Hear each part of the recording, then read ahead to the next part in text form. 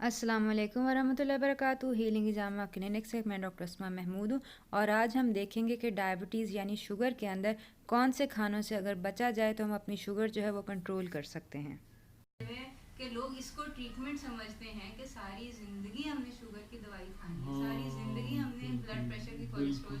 ये कौन सा इलाज है? इलाज तो ये होता है आपने 2 दिन 3 दिन 1 महीना 4 महीने साल दवाई खाई, उसके बाद आप ठीक हो गए, उसके बाद दवाई की जरूरत नहीं रही। बिल्कुल इसको ठीक होना कहते हैं। बिल्कुल हाँ, ये मैं जब न्यू हॉस्पिटल में थी, मैं डायबिटिक क्लिनिक में थी, ये मैंने अपने हाथ से किया हुआ है।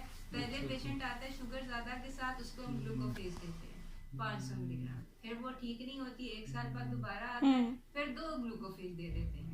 फिर उस ग्लूकोफेज के साथ एमरिल गेटरेल आप कुछ और दो एक और गोलियां जो है वो ऐड कर देते हैं। फिर 3-4 साल बाद आता है, फिर आप 10 यूनिट इंसुलिन भी लगा देते हैं। फिर और 2-3 साल बाद 20 यूनिट, 30 यूनिट, 36 यूनिट, 60 यूनिट लगा देते हैं। फिर भी एंड क्या होता है? टांग के अंदर वो पड़ गया, टांग काटनी पड़ गई, आंख जाया हो गई शुगर की वजह। ये कौन सी कंट्रोल किया आपने शुगर? जो आप पिछले 7 साल से इतनी बाकायदगी से पहले आपने गोलियों की, ये किसी ने बताया ही नहीं कि आपकी शुगर का सोर्स चीनी नहीं है, आपकी शुगर का सोर्स गंदम और मैदा है।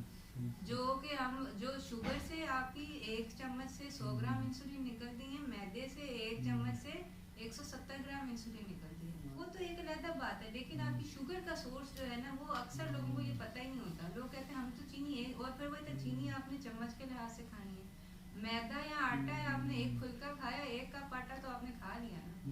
वो 1 चम्मच चीनी का तो 100 ग्राम इंसुलिन निकालनी है, वो जो 1 कप है उसने कितनी निकालनी है, कब तक निकाली। और इस वक्त हम मैदा मुख्तलिफ शक्लों में खा रहे हैं। सुबह हम मैदा खाते हैं ब्रेड के नाम पे, जो जरा देसी लोग हैं वो पूड़ी हलवे के साथ पूड़ी के नाम पे खा लेते हैं। दोपहर को कढ़ाई गोश्त के साथ आपने नान नहीं खाया तो आपने रोटी खा ली, फुल्का खा लिया, वो भी फिर आटा मैदा गंदम है। और शाम को कोई मेहमान आए, आपने केक बिस्किट रखे, आपने पैटीज रखे, वो फिर आटा मैदा है।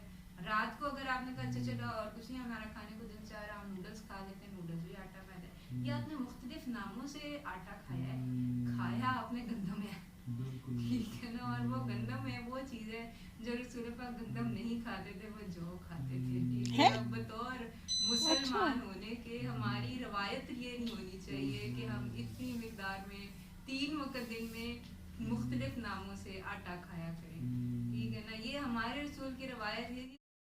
गंदम के आटे या मैदे के अलावा बहुत सी ऐसी चीज़ें जो हम बाज़ार से लेते हैं, जैसे कि केचप है, मेयोनीज़ है, मस्टर्ड सॉस है, उसके अंदर मुख्तलिफ़ नामों से शुगर जो है वो एडिड होती है, खा वो माल्टोज़ के नाम से, ग्लूकोज़, फ्रक्टोज़, मोलेसेस, हनी या इन्वर्टेड शुगर के नाम से। और ये कुछ नाम हैं जो कि आपने देखने हैं कि आपकी लेबल के ऊपर ये लिखे हुए हैं या नहीं लिखे हुए हैं। अगर ये एडिड हैं तो वो ना लें। इसके अलावा लो फ़ैट योगर्ट या लो फ़ैट मिल्क या क्रीम जो होती है उसके अंदर भी चीनी एडिड होती है। तो बाज़ार से जो खाने आप लेते हैं, ख़्वाह वो नमकीन हो या ख़्वाह गोश्त वाले हों, उसके अंदर देख लें कि चीनी मुख्तलिफ़ नामों से एडिड होती है। मज़ीद मालूमात के लिए या अपना डाइट चार्ट बनवाने के लिए आप दिए गए नंबर पर कॉल्स कर सकते हैं। इसके अलावा हमारा फ़ेसबुक पेज हीलिंग हिजामा क्लिनिक जो है वो विज़िट कीजिए, लाइक कीजिए, हमारे चैनल को सब्सक्राइब कीजिए। इन तमाम के लिंक्स जो हैं वो आपको डिस्क्रिप्शन बॉक्स में मिल जाएंगे। अल्लाह आपका हामी नासिर। अस्सलाम।